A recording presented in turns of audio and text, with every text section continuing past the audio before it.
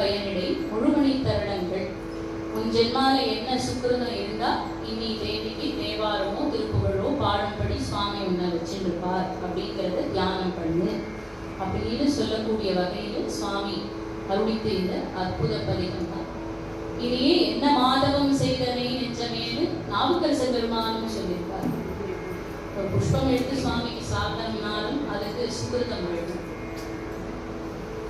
பூஜைக்கு எல்லாம் வகையா எடுத்து வச்சுட்ட உடனே போன் கால் வந்து போய் கொடுக்கும்.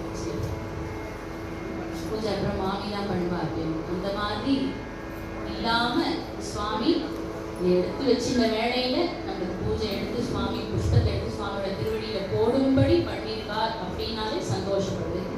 அதை நினைச்சு அவருக்கு தேங்க் பண்ணிட்டே இருக்கணும். திரும்ப திரும்ப திரும்ப நன்றியை தவிர அவருக்கு நம்மளால ஒண்ணுமே பண்ண முடியாது. நன்றி செலுத்து. அதுவும் எப்படி பண்ணணும்? இந்த மாதிரி பதிகம் பாடி தேங்க்ஸ் சொல்லணும் சுவாமிக்கு. ரொம்ப தேங்க்ஸ் சுவாமி அப்படின்னு சொல்லாம இவ்வளவு பண்ணிருக்கேளே என்ன மாதவம் செய்தனை நெஞ்சமேன்னு நமக்கு எப்படி நாவுக்கரசர் சொல்றாரு இல்லையா, 100 ஜென்மா வேண்டாம் வேண்டாம்னு தானே எல்லாரும் அடியார்கள் சொல்லி கேட்டுப்பட்டிருக்கோம். நாவுக்கரசர் சொல்றார், புனித்தபுரமும் கொவ்வை செவ்வாயில் குமிழ் சிரிப்பும் பறித்த சடையும் பவழும் போதும் நேரில் பால் வெந்நீரும் இனித்த முறை எடுத்த முற்பாதமும் இனிதே காண பெற்றால் மனித பிறவி வேண்டுவதே. இன்னொரு வாட்டி கரெக்டாக பார்த்து அடி விடும் மேலே இருந்து அப்படிங்கிறார். அந்த மாதிரி நம்மளுக்கு ஜென்மா வேணும் வேணும்னு ஆசைப்பட்டாலும் புழுவாய் பிறப்பினும் புண்ணியாக நடி என் மனத்தை என்றும் வழுவாது இருக்க வரம் தர வேண்டும்.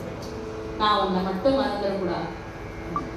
எப்படி ஆகியும் பிறக்கிறேன், இருந்தாலும் உன்னுடைய சிந்தனை இருந்துட்டே இருக்கணுங்கிறதான பதிகம் தான் பிரார்த்தனை.